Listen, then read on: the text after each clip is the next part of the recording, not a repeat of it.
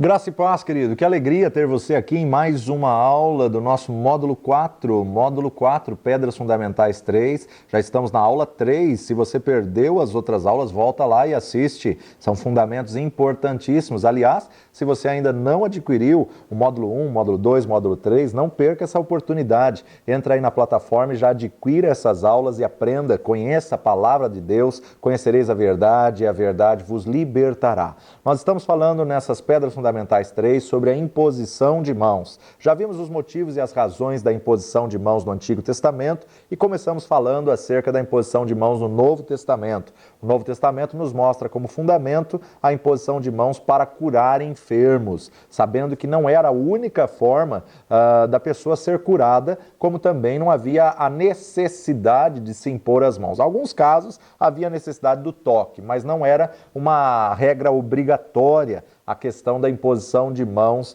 para a cura, porque a cura depende da fé. A fé, né? Se você crer, você recebe a tua cura, o teu milagre. Então, alguns necessitam da imposição de mãos para poder ser curado. Mas Jesus opera milagre de diversas formas. Falamos na nossa última aula acerca de cegos que foram curados quando o Senhor cuspiu no chão, fez lodo, colocou nos olhos e mandou se lavar do outro lado da cidade. Outros que foram curados apenas com uma palavra: o que queres que eu te faça? Quero ver, veja, tua fé te salvou. E outros que foram curados pela imposição de mãos. Então não enquadre o poder de Deus dentro de um formato. O poder de Deus não se enquadra em formatos humanos, em regras humanas. Ele pode operar pela imposição de mãos, ou ele pode operar sem a imposição de mãos, ele pode operar por uma voz de comando, por uma palavra liberada, mas uma das formas bíblicas de imposição de mãos no Novo Testamento é para ministrar a cura. Hoje nós vamos estar falando outras maneiras bíblicas de se impor as mãos no Novo Testamento,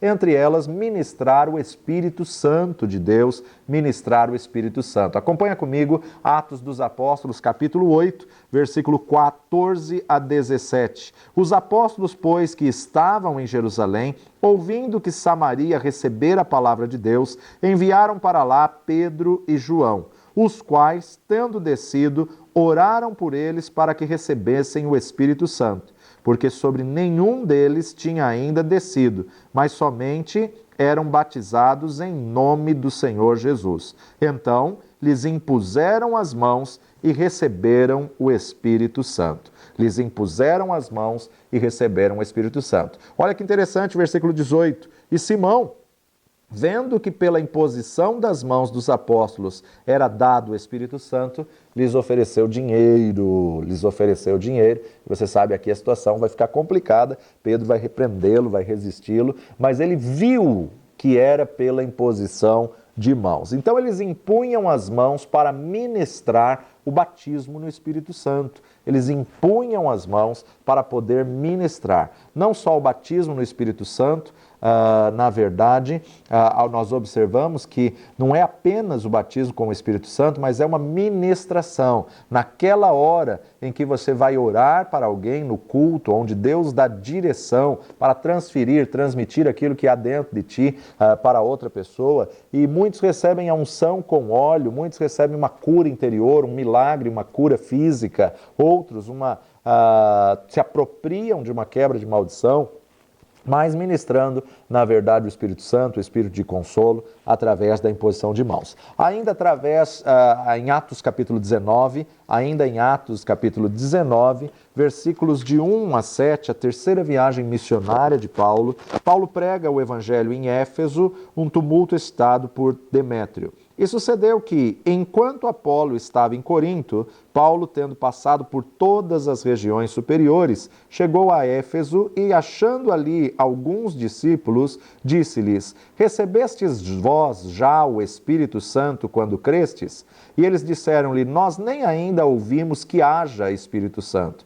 Perguntou-lhes então: em que sois batizados então? E eles disseram: no batismo de João. Mas Paulo disse: certamente João batizou com o batismo do arrependimento dizendo ao povo que cresce no que após ele havia de vir, isto é, em Jesus Cristo. E os que ouviram foram batizados em nome do Senhor Jesus. E impondo-lhes Paulo as mãos, veio sobre eles o Espírito Santo e falavam em línguas e profetizavam. Estes eram ao todo uns 12 varões. Então nós observamos aqui, Paulo e alguns irmãos vão até essa região, e quando chegam nessa região, eles perguntam: recebestes já o Espírito Santo? E eles respondem: nós nem ainda sabemos que haja o Espírito Santo. Não é método, mas a maneira como eles ministraram o Espírito Santo foi impondo as mãos sobre eles, eles receberam. Então você pode falar em línguas, você pode receber o batismo, a plenitude, o revestimento no Espírito Santo, andando na rua, tomando banho, na sua casa, orando, na sua cama, num sonho. Você pode receber no trabalho, você pode receber de qualquer maneira. Mas uma das maneiras de receber aí a manifestação do Espírito Santo, os dons do Espírito Santo, é através da imposição de mãos. Não só receber o batismo no Espírito Santo, como também a operação de sinais, milagres e maravilhas. Atos, nesse mesmo capítulo 19, versículos 11 e 12. E Deus, pelas mãos de Paulo, fazia maravilhas extraordinárias pelas mãos de Paulo, de sorte que até os lenços e aventais que se levavam do seu corpo aos enfermos, e as enfermidades fugiam deles, e os espíritos malignos saíam. Então, pelas mãos de Paulo, vemos aqui a imposição de mãos para algo tremendo e algo maravilhoso. Aquilo que o Senhor outorgou, ele cumpriu, ele começou a fazer através das mãos dos apóstolos, da mão daqueles que criam e pregavam o Evangelho. Evangelho de João, capítulo 2, versículo 1 a 11, nós vemos aqui o primeiro milagre de Jesus público, né? A água transformada em vinho, as bodas em Caná, a água feita em vinho. E ao terceiro dia fizeram-se umas bodas em Caná da Galileia, e estava ali a mãe de Jesus. E foram também convidados Jesus e os seus discípulos para as bodas. E faltando o vinho, a mãe de Jesus lhe disse: não tem vinho. Disse-lhe Jesus: mulher, que tenho eu contigo? Ainda não é chegada a minha hora. Sua mãe disse aos empregados: fazei tudo quanto ele vos disser. E estavam ali postas 6 talhas de pedra para as purificações dos judeus, e em cada uma cabiam 2 ou 3 metretas. Disse-lhe Jesus: enchei de água essas talhas, e encheram-nas até em cima. E disse-lhes: tirai agora e levai-a ao mestre-sala, e levaram. E logo que o mestre-sala provou a água feita em vinho, não sabendo de onde viera, se bem que o sabiam os empregados que tinham tirado a água, chamou o mestre-sala ao esposo e disse-lhe: todo homem põe primeiro o vinho bom, e quando já tem bebido bem, então o inferior. Mas tu guardastes até agora o bom vinho. Jesus principiou assim os seus sinais em Caná da Galileia e manifestou a sua glória, e os seus discípulos creram nele. Então nós observamos aqui nesse texto uma voz de comando, uma palavra liberada, uma ordem que foi obedecida, e eles viveram um milagre. Não houve aqui imposição de mãos para a manifestação de milagres e maravilhas, mas na verdade houve a obediência daquilo que Jesus estabeleceu, daquilo que Jesus determinou. Evangelho de João, capítulo 4, versículo 46 a 54, a cura do filho de um oficial do rei. E 2 dias depois partiu dali e foi para a Galileia, porque Jesus mesmo testificou que um profeta não tem honra na sua própria pátria. Chegando, pois, à Galileia, os galileus o receberam, porque viram todas as coisas que fizera em Jerusalém no dia da festa, porque também eles tinham ido à festa. Segunda vez foi Jesus a Caná da Galileia, onde da água fizera vinho, e havia ali um oficial do rei, cujo filho estava enfermo em Cafarnaum. Ouvindo este que Jesus vinha da Judéia para a Galiléia, foi ter com ele e rogou-lhe que descesse e curasse o seu filho, porque já estava à morte. Então Jesus lhe disse: se não virdes sinais e milagres, não crereis? Disse-lhe o oficial: Senhor, desce antes que meu filho morra. Disse-lhe Jesus: vai, o teu filho vive. E o homem creu na palavra que Jesus lhe disse e foi-se. E descendo ele logo, saíram-lhe ao encontro os seus servos e lhe anunciaram, dizendo: o teu filho vive. Perguntou-lhes, pois, a que hora se achara melhor, e disseram-lhe: ontem, às 7 horas, a febre o deixou. Entendeu, pois, o pai que era aquela hora a mesma em que Jesus lhe disse: o teu filho vive, e creu ele e toda a sua casa. Jesus fez este segundo milagre quando ia da Judéia para a Galileia. Nesse segundo milagre de Jesus, nós observamos aqui que esse homem pediu, ele era um oficial do rei, ele tinha um filho que estava enfermo em Cafarnaum. Nesse momento, Jesus não poderia ir para Cafarnaum, mas ele libera uma palavra e Jesus ainda diz, escuta, você só crê se você ver, você só crê se na verdade você enxergar o milagre, e na verdade agora ele libera uma palavra e ele diz, desce, teu filho já está curado. Ao chegar em casa, ele pergunta que hora que isso aconteceu e ele pôde ver que foi exatamente na hora em que Jesus liberou a palavra. Então, o primeiro milagre de Cafarnaum, Jesus transformou a água em vinho, e agora o segundo milagre de Cafarnaum, nós observamos aqui ele curando, liberando uma palavra de cura para o filho do oficial do rei. Os dois milagres não houve a imposição de mãos, mas houve a fé que foi ativada. Então nós não podemos enquadrar o milagre somente através da imposição de mãos, se houver o toque, de maneira nenhuma. Nós podemos observar que houveram outros milagres, como também a multiplicação de pães e peixes, como também outras coisas que aconteceram não só na cidade de Cafarnaum, mas em muitas outras cidades. Porém, uma das maneiras em que o milagre acontece é através da imposição de mãos. Evangelho de João, capítulo 21, versículos 24 a 25. Este é o discípulo que testifica destas coisas e as escreveu. E sabemos que o seu testemunho é verdadeiro. Há, porém, ainda muitas outras coisas que Jesus fez, e se cada uma das quais fosse escrita, cuido que nem ainda o mundo todo poderia conter os livros que se escrevessem. Amém. Nós observamos aqui o apóstolo João, o discípulo João, encerrando o seu livro, encerrando o seu evangelho, dizendo há muitas outras coisas que Jesus operou. Jesus fez muitas outras coisas que não estão narradas, não estão descritas nos livros desta lei, não estão escritas nos evangelhos, mas sabemos que ele operou muitas coisas. Claro que ele usa de uma hipérbole, dizendo, cuido ainda que nem o mundo todo poderia conter se escrevesse tudo que este homem fez. Mas aqui nós observamos algo maravilhoso e voltando exatamente, não só aqui no capítulo 21, mas agora voltando no capítulo 20, versículo 30, nos diz, Jesus, pois, operou também em presença de seus discípulos muitos outros sinais que não estão escritos neste livro.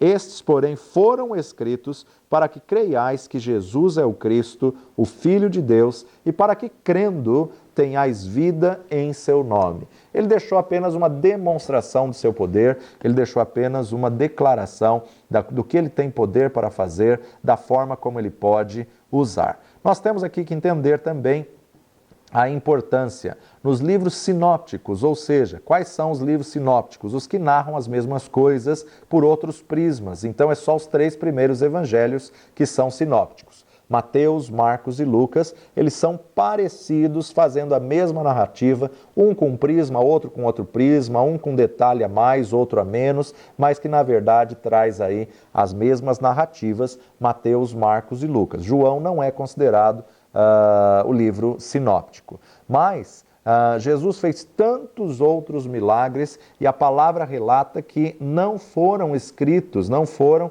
registrados.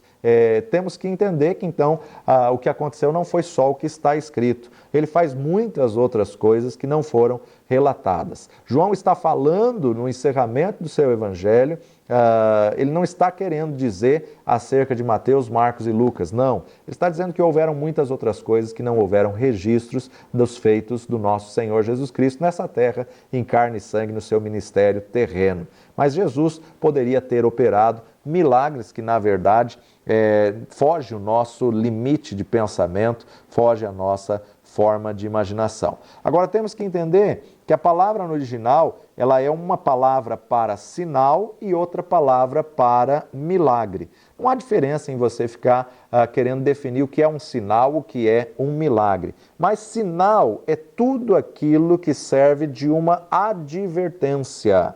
Sinal é aquilo que possibilita você conhecer ou reconhecer, prever alguma coisa. É a demonstração exterior de pensamentos ou de intenções. Sinal pode ser um aceno, né? Alguém que te dá um tchau é um sinal. Sinal pode ser um gesto, como positivo, né? Vai tudo bem. Sinal pode ser uma marca, ou pode ser um traço ou um vestígio. Mas sinal no original em grego é o termo que significa semeio. Semeino. Semeino é uma manifestação de poder além do natural para apontar para algo, para mostrar algo. É algo além do natural, sempre feito com um propósito específico. Ou seja, foi algo que chamou tua atenção. Tem sempre um fundo didático para ser um sinal. Isso que causou uma manifestação. Um sinal serviu para apontar para alguma coisa, chamando a nossa atenção para algo que está nos aguardando. Então, nós podemos ver aí na palavra diversos sinais que na verdade apontam para o senhorio de Jesus. Um deles que nós vamos citar aqui, Atos capítulo 8, versículos 5 a 7, e descendo Filipe à cidade de Samaria, lhes pregava a Cristo, e as multidões unanimemente prestavam atenção ao que Filipe dizia, porque ouviam e viam os sinais que ele fazia. Ouviam e viam os sinais que ele fazia. Pois que os espíritos imundos saíam de muitos que os tinham, clamando em alta voz, e muitos paralíticos e coxos eram curados. Muitas vezes uma libertação, muitas vezes uma cura, muitas vezes um milagre é apenas um sinal que vai mostrar, que vai apontar. Deus é o Deus que pode agir através de semeino, pode agir através de sinais para levar aquele povo ao conhecimento do senhorio de Jesus, para levar aquele povo a uma conversão, levar aquele povo a uma experiência com o Senhor. Mas além de sinais, existem também milagres. O que é milagre? Milagre é um feito ou uma ocorrência extraordinária que não se explica pelas leis da natureza. É um acontecimento admirável, espantoso, um prodígio, uma maravilha. E o milagre está sempre relacionado à palavra grega dunamis. Dunamis, dunamis é a raiz, vem da raiz da palavra dínamos. Dínamos que significa dinamite. Então é um poder explosivo, né? Dínamos é justamente o poder explosivo, a dinamite. Mas dunamis é uma demonstração de poder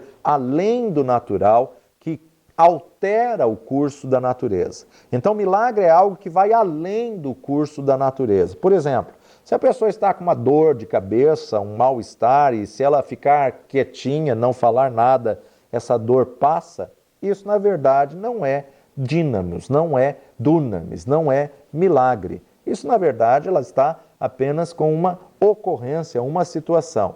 Agora, quando quebra o curso natural, quando ela tem um tumor, uma enfermidade, que na verdade a medicina desengana e Deus opera um milagre, cura essa pessoa, isso é um milagre. Isso é uma demonstração de poder. Ou muitas vezes, quando Deus opera um feito que regenera, reconstitui um órgão que naturalmente a pessoa não tinha, isso é um milagre. Isso é uma manifestação de poder. Todo milagre ele constitui de um sinal, e nem todo sinal é um milagre. Nem todo milagre é cura. Tem muitos milagres que aconteceram na palavra de Deus, como a multiplicação dos pães, como abrir o mar, abrir o rio Jordão, passarem a seco, como o machado de Eliseu que flutuou. Isso são milagres, né? Ferro, pelas leis da física, não flutua, mas quebrou o curso da natureza, né? Alterou aí o curso da natureza. Transformar a água em vinho, isso não é natural, isso aí é um milagre. Então, na verdade, nós observamos que a Bíblia tem uma narrativa com registro de diversos sinais e diversos milagres da forma como o Senhor fez. Como também ressurreição dos mortos também são milagres, são feitos que vai apontar aí para milagres e feitos. Nem sempre esses milagres podem ser só pela imposição de mãos. Você vê que em cada motivo do Novo Testamento eu estou trazendo milagres que acontecem pela imposição de mãos e milagres que acontecem sem a imposição de mãos. Por exemplo, a ressurreição de Lázaro. Evangelho de João, capítulo 11, não houve necessidade de imposição de mãos aqui, mas houve a voz de comando do Mestre para trazer a ressurreição de um homem que estava morto e já cheirava mal ao quarto dia. Da mesma forma que não dependeu da fé de Lázaro, porque ele estava morto. Foi apenas a voz de comando e a fé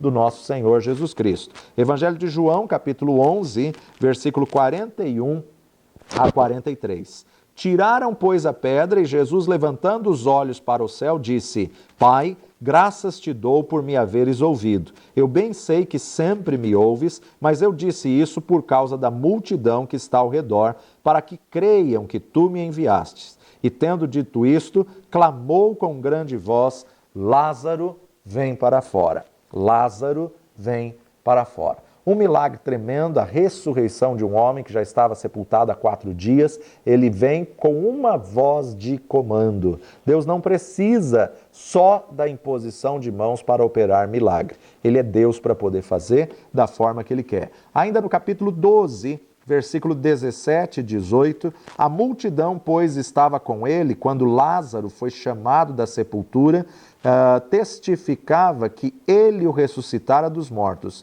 pelo que a multidão lhe saiu ao encontro, porque tinha ouvido que ele fizera este sinal. Então, o milagre da ressurreição aqui é colocado por João, no capítulo 12, como um sinal. Muitos creram nele por esse sinal, por esse milagre que aconteceu.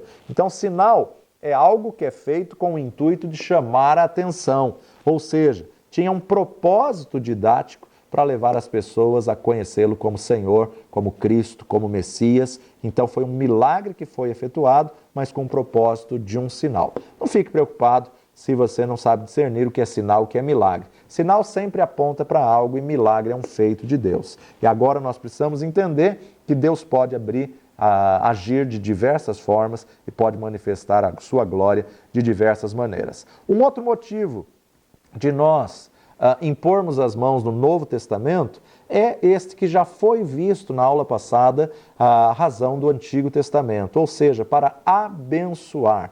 Para abençoar. Assim como os patriarcas tinham por costume abençoar a sua descendência, a sua linhagem, os seus filhos no Antigo Testamento, como nós lemos aí a questão de Jacó, veja lá comigo, Gênesis capítulo 48, versículo 14. Gênesis 48, 14 nos diz assim: Mas Israel estendeu a sua mão direita e a pôs sobre a cabeça de Efraim, ainda que era o menor, e a sua esquerda sobre a cabeça de Manassés, dirigindo as suas mãos avisadamente, ainda que Manassés era o primogênito. Então ele impôs as mãos, ali ele cruzou as mãos, abençoando com a mão direita o filho menor. Mas era uma prática comum do povo hebreu, do povo de Israel, abençoar os filhos, os netos, as descendências, e também uma prática comum no Novo Testamento, onde Jesus abençoa os pequeninos impondo as mãos sobre a vida das crianças. Marcos capítulo 10, versículo 13 a 16.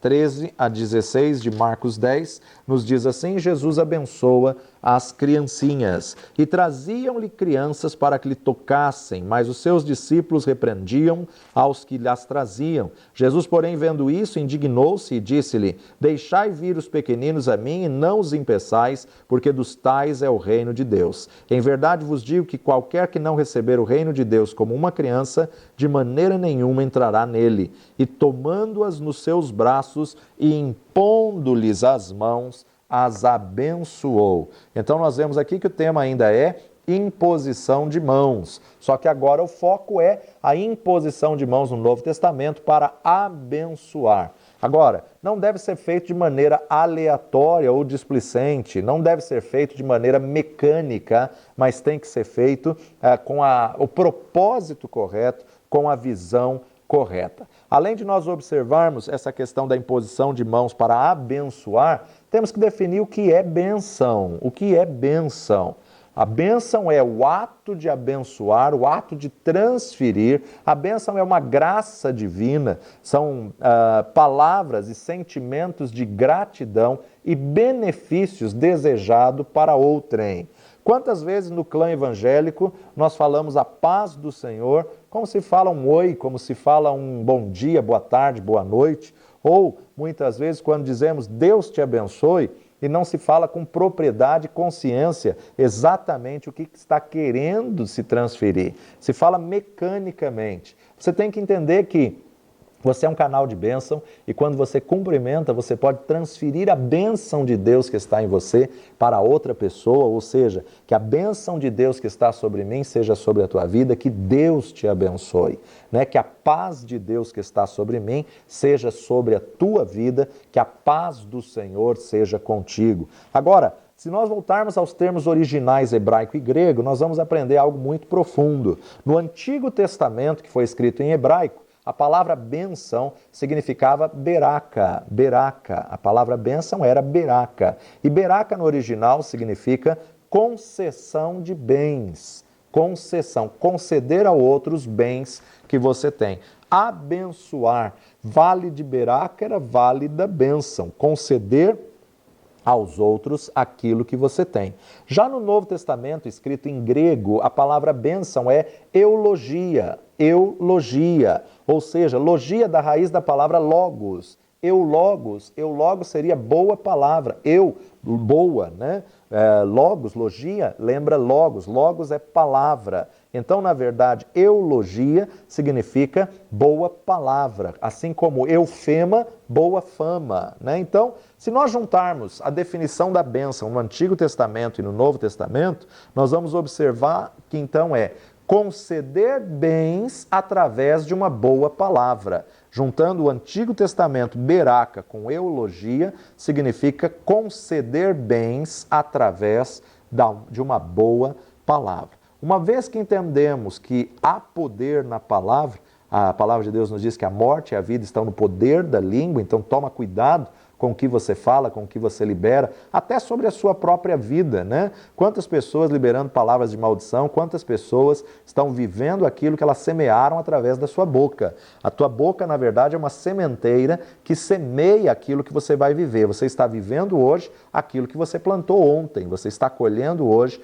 aquilo que você liberou no dia de ontem. Então, a partir do momento que entendemos que o poder da vida e da morte está no poder da língua, nós temos que tomar cuidado com aquilo que nós falamos, porque a nossa boca pode tanto produzir bênção, como pode produzir maldição. Tiago, irmão de Jesus, na sua epístola de Tiago, capítulo 3, versículo 4 em diante, ele vai nos falar claramente, capítulo 3, verso 4, ele vai nos dizer sobre o tropeço da palavra.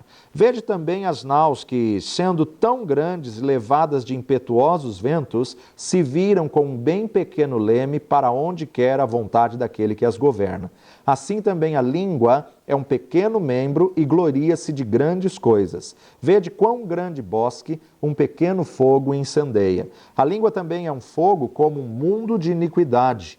E a língua está posta entre os nossos membros e contamina todo o corpo, e inflama o curso da natureza e é inflamada pelo inferno.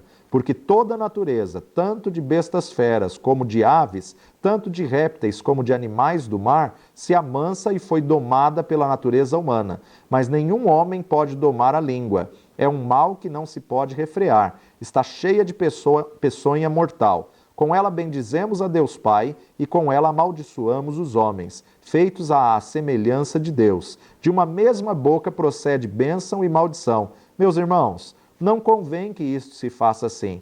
Porventura deita alguma fonte de um mesmo manancial água doce e água amargosa? Meus irmãos, pode também a figueira produzir azeitonas ou a videira figos? Assim também, tampouco, pode uma fonte dar água salgada e doce. Tiago define aqui sobre a importância de nós zelarmos por aquilo que sai do nosso lábio. De uma mesma boca procede a bênção e a maldição. Não convém que se faça assim. Ele não está dizendo que não pode sair. Sai, infelizmente, sai. Não deveria, mas sai.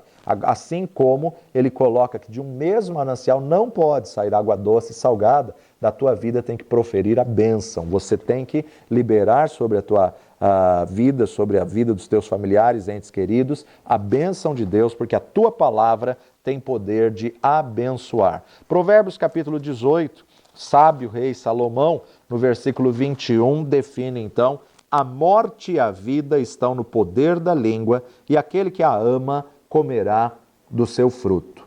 Que tipo de fruto você tem comido? Que fruto você está desfrutando? Que fruto você está comendo? Os favores e as vantagens que Deus concede através do poder da palavra, através do poder da bênção. A bênção de Deus é que enriquece e não acrescenta dores, e você tem autoridade para poder abençoar através da sua fala. Gênesis capítulo 39, versículo 5 nos diz: E aconteceu que, desde que o pusera sobre a sua casa, sobre tudo o que tinha, o Senhor abençoou a casa do egípcio por amor de José, e a bênção do Senhor foi sobre tudo o que tinha na casa e no campo. José é comprado por Potifar, e Potifar colocou José sobre autoridade, sobre tudo na sua casa, e ali Potifar reconheceu que desde que ele colocou José para liderar todas as coisas dentro da casa, José prosperou. Aonde você for, a bênção do Senhor tem que ser sobre você. Ou seja, nós podemos materializar a bênção do Senhor aonde nós tivermos. Tendo em vista que no Antigo Testamento a bênção significava beraca, conceder bens, ou seja, nós podemos materializar a bênção. José no Egito, não é José do Egito, porque ele, na verdade, ele não era natural do Egito, mas ele estava no Egito. Aqui ele estava na casa de Potifar, e o que se traduz na prática é que o Senhor abençoou a casa de Potifar, porque José estava ali dentro.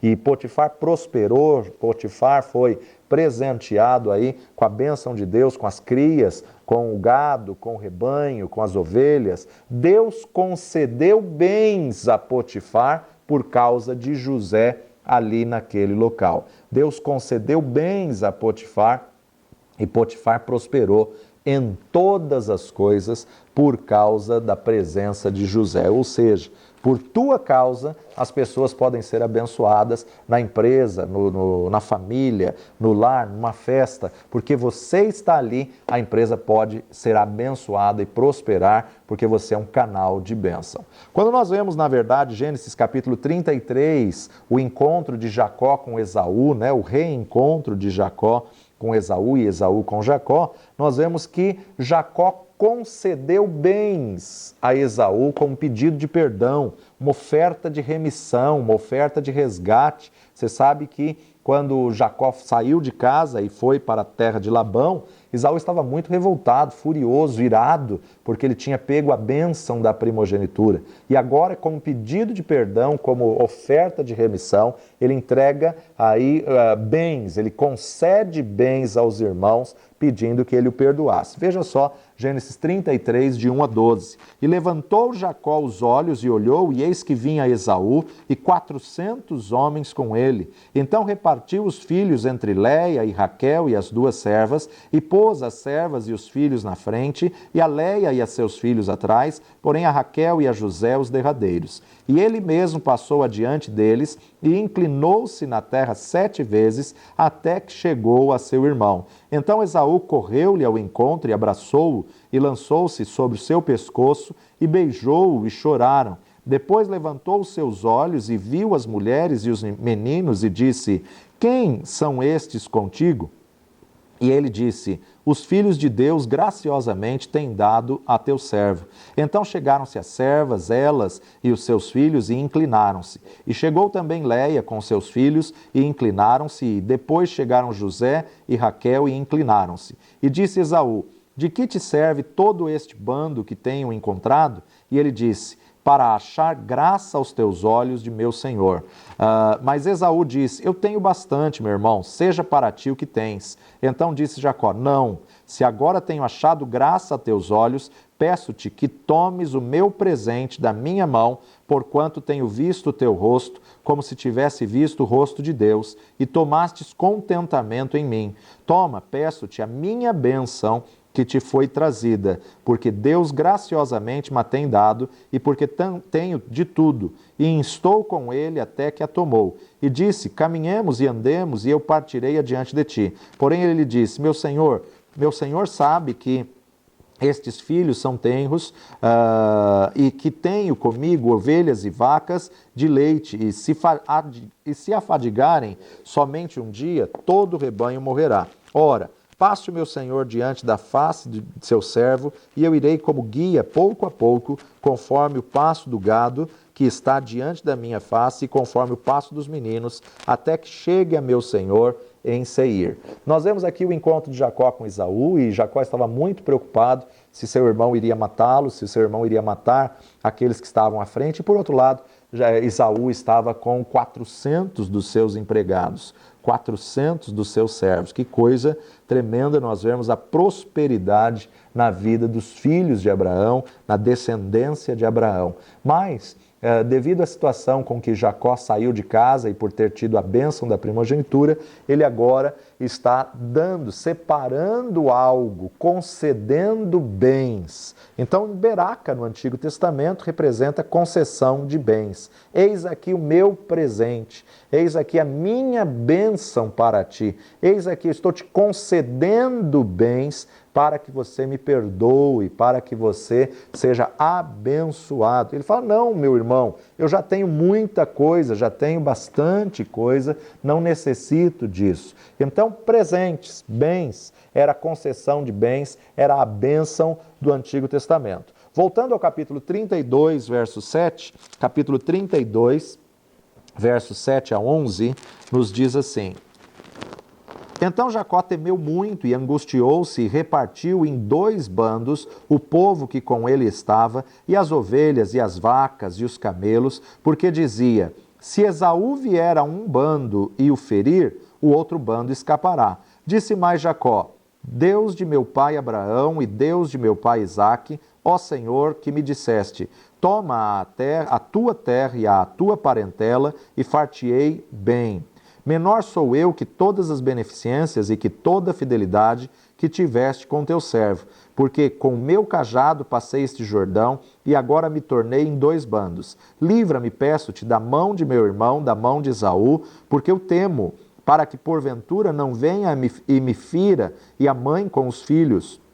E tu o disseste, certamente te farei bem e farei a tua semente como a areia do mar, que pela multidão não se pode contar. E passou ali aquela noite e tomou do que lhe veio à sua mão um presente para seu irmão Esaú.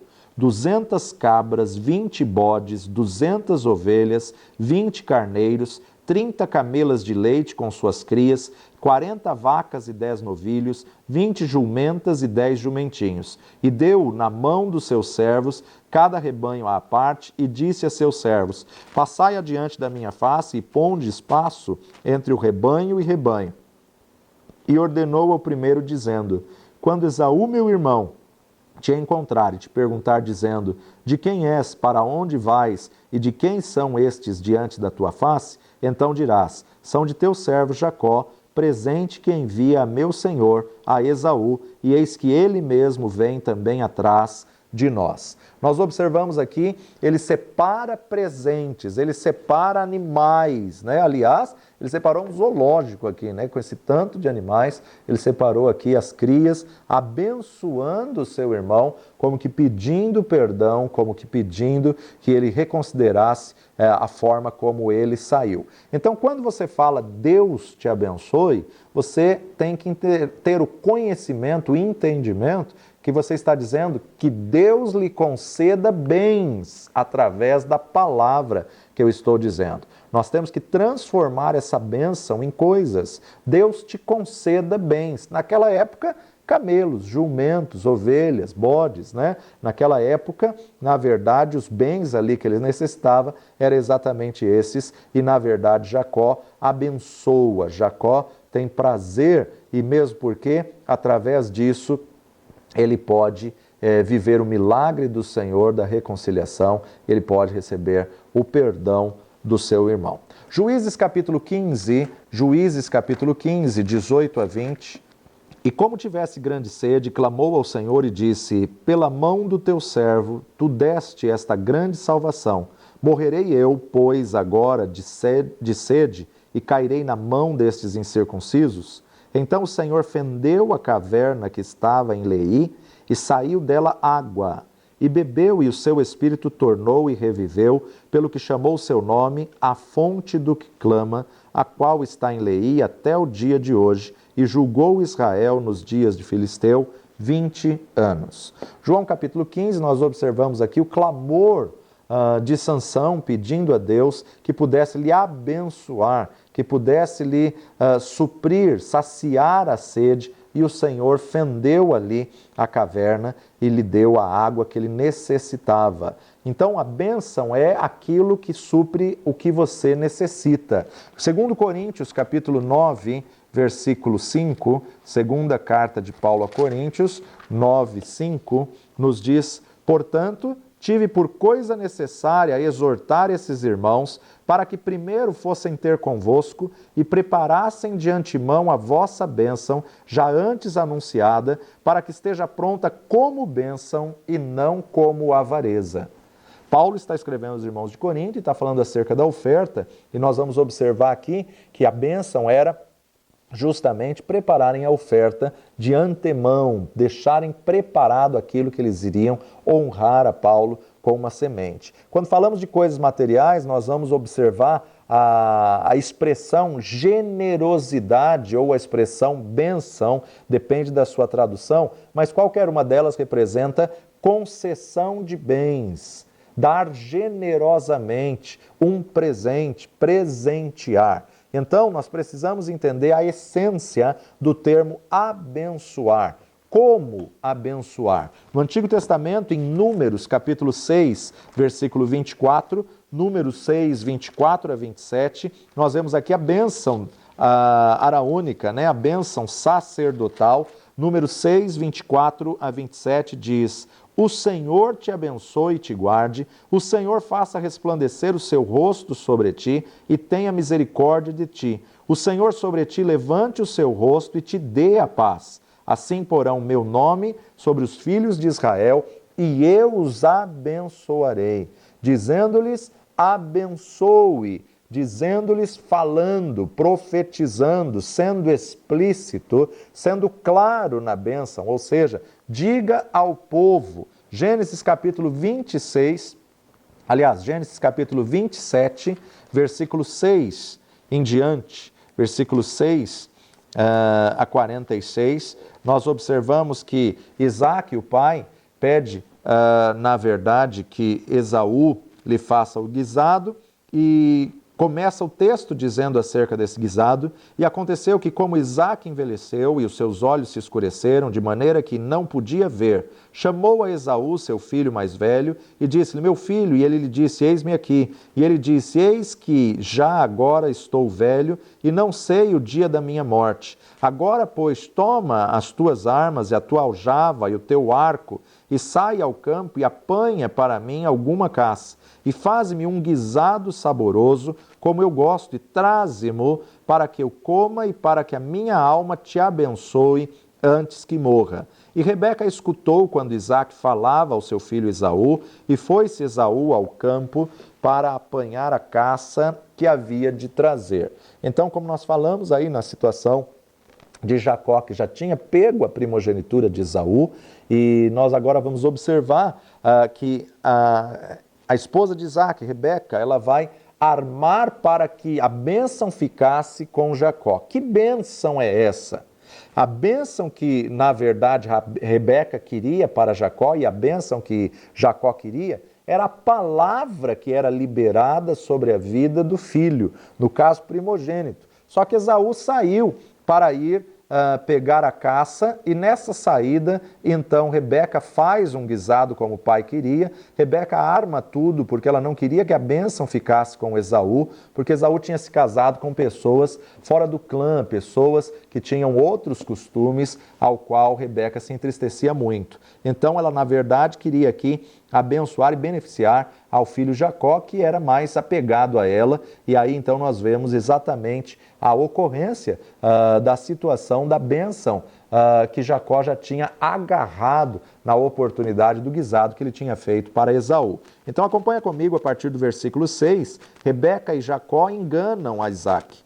Então falou Rebeca a Jacó, seu filho, dizendo: Eis que tenho ouvido teu pai, que falava com Esaú, teu irmão, dizendo: Traze-me caça e faze-me um guisado saboroso, para que eu coma e te abençoe diante da face do Senhor, antes da minha morte. Agora, pois, filho meu, ouve a minha voz naquilo que eu te mando. Vai agora ao rebanho e traze-me de lá 2 bons cabritos. E eu farei deles um guisado saboroso para teu pai, como ele gosta, e levá-los-á a teu pai para que o coma e para que te abençoe antes da sua morte. Então disse Jacó a Rebeca, sua mãe: Eis que Esaú, meu irmão, é varão cabeludo e eu varão liso. Porventura me apalpará meu pai e serei a seus olhos enganador. Assim trarei eu sobre mim maldição e não bênção. E disse-lhe sua mãe: Meu filho, sobre mim seja a tua maldição, somente obedece à minha voz e vai e traze-mos. E foi, e tomou-os e trouxe-os à sua mãe, e a sua mãe fez um guisado saboroso, como seu pai gostava. Depois tomou Rebeca as vestes de gala de Esaú, seu filho mais velho, que tinha consigo em casa, e vestiu a Jacó, seu filho menor. E com as peles dos cabritos, cobriu as suas mãos e a lisura do seu pescoço. E deu o guisado saboroso e o pão que tinha preparado na mão de Jacó, seu filho. E veio ele a seu pai e disse: Meu pai. E ele disse: Eis-me aqui. Quem és tu, meu filho? E Jacó disse a seu pai: Eu sou Esaú, teu primogênito. Tenho feito como me disseste. Levanta-te agora, senta-te e come da minha caça, para que a tua alma me abençoe. Então disse Isaque a seu filho: Como é isso? Que tão cedo a achastes, filho meu? E ele disse: Porque o Senhor teu Deus a mandou ao meu encontro.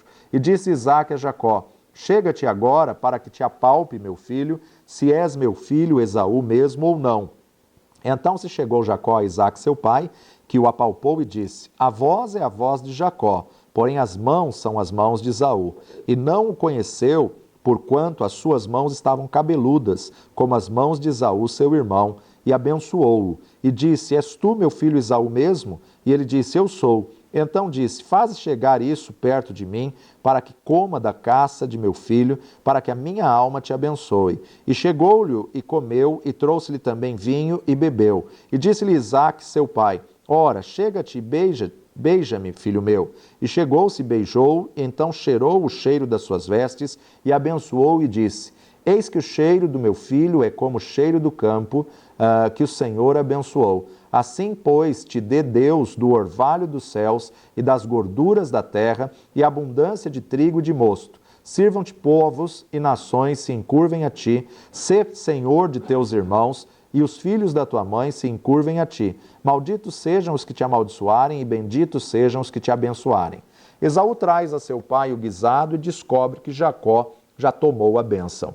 E aconteceu que, acabando Isaque de abençoar a Jacó, apenas Jacó acabava de sair da face de Isaque, seu pai, veio Esaú, seu irmão, da sua caça. E fez também ele um guisado saboroso, e trouxe-o a seu pai, e disse a seu pai: Levanta-te, meu pai, e come da caça de teu filho, para que me abençoe a tua alma. E disse-lhe Isaque, seu pai: Quem és tu? E ele disse: Eu sou teu filho, teu primogênito, Esaú.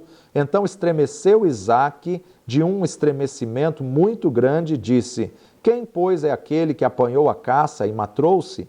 Eu comi de tudo antes que tu viesses, e abençoei-o, também será bendito. Esaú, ouvindo as palavras de seu pai, bradou com grande e muito amargo brado e disse a seu pai: Abençoa-me também a mim, meu pai. E ele disse: Veio teu irmão com sutileza e tomou a tua bênção. Então disse ele: Não foi o seu nome justamente chamado Jacó? Por isso que já 2 vezes me enganou, a minha primogenitura me tomou, e eis que agora me tomou a minha bênção. E disse mais: Não reservastes, pois, para mim bênção alguma? Então respondeu Isaque e disse a Esaú: Eis que o tenho posto por senhor sobre ti, e todos os seus irmãos lhe tenho dado por servos, e de trigo e de mosto o tenho fortalecido. Que te farei, pois, agora a ti, meu filho? E disse Esaú a seu pai: Tens uma só bênção, meu pai.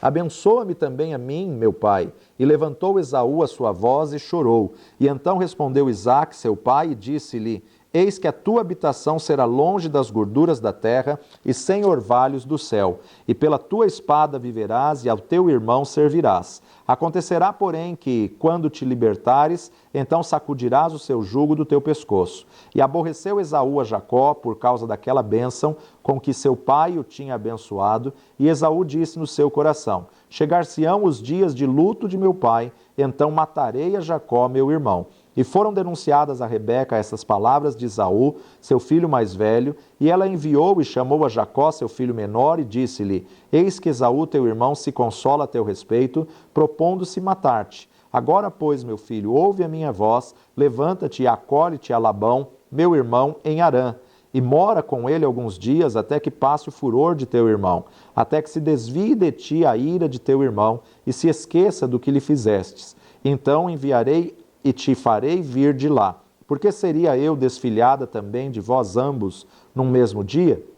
E disse Rebeca a Isaque: enfadada estou da minha vida por causa das filhas de Et, se Jacó tomar mulher das filhas de Et, como estas são das filhas desta terra, para que me será a vida. Então nós observamos aqui exatamente o motivo, por que ele estava preocupado, por que ele estava constrangido em reencontrar o seu irmão, em rever o seu irmão, porque ele já tinha tomado tanto a primogenitura quanto a bênção. Mas a gente vê a importância de uma palavra, a gente nota aqui a importância exatamente de como eles priorizaram a palavra. Eles tinham um valor muito grande. Meu pai, há uma só bênção, será que o Senhor não pode me abençoar também? E a bênção, na verdade, de Isaque para com Esaú foi condicionada àquilo que ele já tinha dito a Jacó, e ele coloca: você vai servir o teu irmão Jacó. E agora, para terminarmos aqui essa parte da bênção, Gênesis capítulo 49, dos versos 8 a 12, Jacó abençoa os seus filhos do 8 ao 12 e morre. Capítulo 49, verso 8. Judá, a ti te louvarão os teus irmãos, a tua mão será sobre o seu pescoço, a sua mão será sobre o pescoço de seus inimigos, os filhos de teu pai a ti se inclinarão. Judá é um leãozinho, da presa subistes, filho meu, encurva-se e deita-se como um leão e como um leão velho, quem o despertará?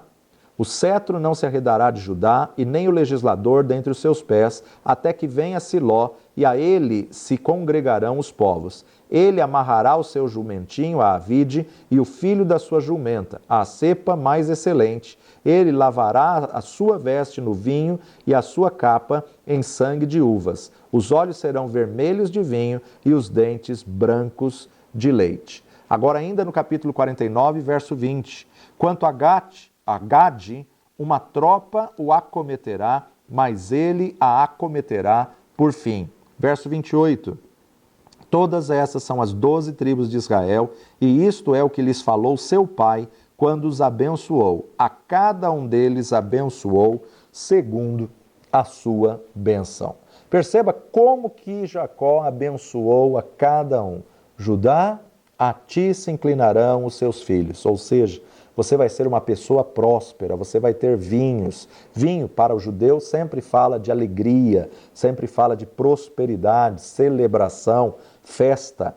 Ele está abençoando cada um dos filhos e está fazendo a afirmação na vida dos filhos. Então nós temos que entender que só a imposição de mãos não adianta nada. Ela tem que ter uma imposição de mãos com a bênção, com a profissão daquilo que você quer abençoar. Assim nós devemos abençoar não só os filhos, mas as pessoas. Ou seja, ele está falando que tinha acontecido coisas ali naquele momento, que ele está como profeta, profetizando, porque ainda não haviam acontecido literalmente. Por isso que abençoar significa falar de coisas que você deseja a alguém, falar de coisas em que você estima que aconteça na vida da pessoa. Então, quando dizemos abençoe o teu irmão, você tem que proferir aquilo que você deseja. E não é dizer Deus te abençoe, é você abençoar, é você conceder palavras de bênção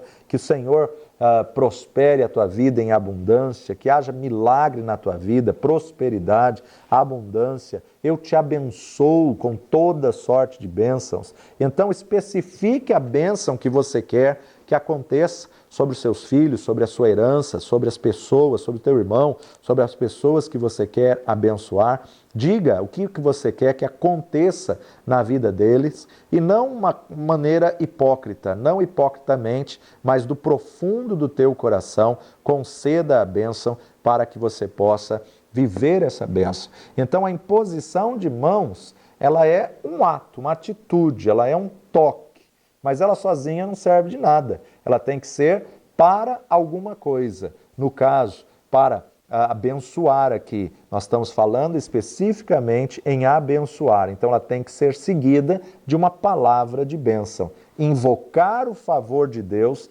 em benefício de uma pessoa.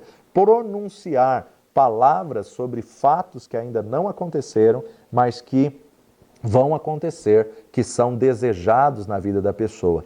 Profetizar fala sobre o futuro, fala sobre declarar aquilo que você quer que aconteça no futuro na vida da pessoa. E aí então nós podemos impor as mãos para abençoar. Jesus ensinou que quando você entra numa casa, você tem que dizer: paz seja sobre esta casa. Se houver alguém ali digno de paz, a paz repousará sobre ele. Se não houver, a paz volta para você. Então aprenda que você é um ministrador de Deus, você é um ministrador da paz do Senhor e da bênção do Deus Todo-Poderoso. Aqui mais uma parte da nossa pedra fundamental, imposição de mãos, e na próxima aula a gente vai concluir essa pedra falando sobre outros motivos para se impor as mãos e não fazê-lo precipitadamente. Além de concluirmos os motivos, nós vamos ver também os erros e os riscos que se corre quando se impõe as mãos precipitadamente. Deus te abençoe, valeu demais, até a próxima aula, que a paz e a unção do Senhor seja sobre a tua vida, no nome de Jesus.